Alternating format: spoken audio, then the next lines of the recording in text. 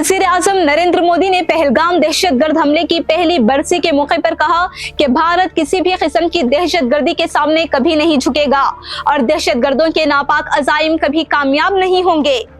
यह हमला गुज़िश्ता साल आज ही के दिन जम्मू और कश्मीर के पहलगाम में हुआ था, जिसकी जिम्मेदारी पाकिस्तान में मौजूद दहशतगर्द तंजीम लश्कर-ए-तैयबा पर आयद की गई।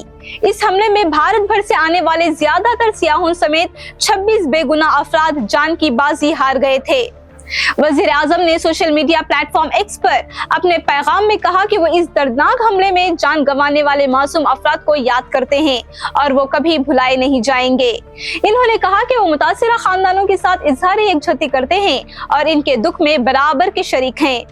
नरेंद्र मोदी ने कहा कि बतौर कौम हम गम और अज़म में मुत्तहिद हैं और भारत हर किस्म की दहशतगर्दी के सामने डट कर खड़ा है। इन्होंने वाज़ेह किया कि दहशतगर्दों के अज़ाइम कभी कामयाब नहीं होंगे। पहलगाम हमले के बाद भारत ने जवाबी कार्रवाई करते हुए पाकिस्तान के खिलाफ एक फौजी ऑपरेशन किया, जिसे ऑपरेशन सिंदूर का नाम दिया गया।